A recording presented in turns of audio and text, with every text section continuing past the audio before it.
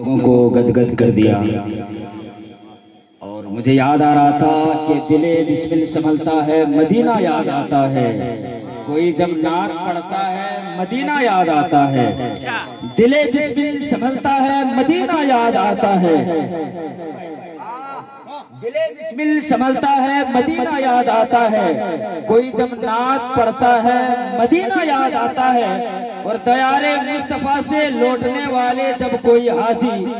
دیار مصطفیٰ سے لوٹنے والے جب کوئی عمرہ والے، مجھے زمزم پلاتا ہے مدینہ،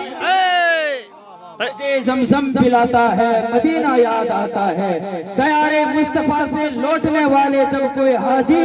مجھے زمزم پلاتا ہے مدینہ یاد آتا ہے، چلو چل کر کرتے ہیں چرچا نبی کے شہر کا یارو، چلو مل کر کرتے ہیں چرچا نبی کے شہر کا یارو، سکون قلب ملتا ہے مدینہ یاد آتا ہے، سکون قلب ملتا ہے مدینہ یاد آتا ہے۔ حضرات، جو وقت دیا گیا ہے وہ وقت بالکل کراس کر چکا ہے، وقت میں وہ وسعت و گنجائش نہیں کہ خطاب ہو، بس 2 منٹ کے اندر ایک خاص اور قیمتی بات۔ ابھی مفتی صاحب جہاں جہاں جا رہے ہیں، مفتی صاحب کا آج پروگرام ایک جگہ نہیں ہے بلکہ 5-6 جگہ ہے، اور رات میں بھی 2 پروگرام ہے، بہت اہم اور قیمتی پیغام عمرہ کرنے والے اور حج میں جانے والوں کو دے رہے ہیں۔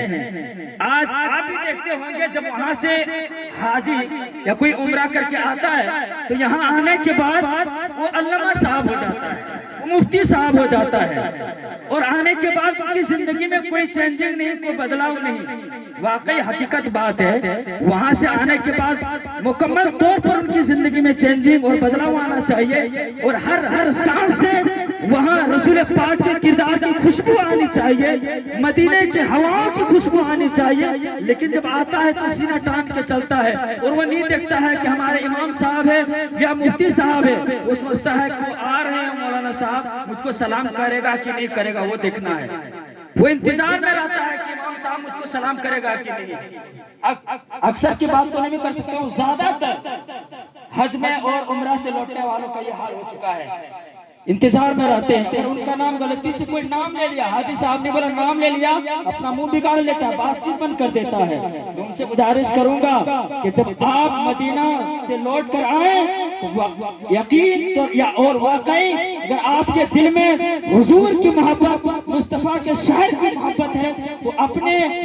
زندگی میں بدلاؤ لائیے، اپنے کردار میں بدلاؤ لائیے، اپنی باتوں میں بدلاؤ لائیے، انشاءاللہ آپ کی زندگی یہاں سنور جائے گی، اور کل قیامت کے دن حضور کی شفاعت آپ کو نصیب ہو جائے گی۔ لیکن ضرورت ہے اپنے آپ میں بدلاؤ لانے کی۔ ابھی آئیں گے مفتی صاحب،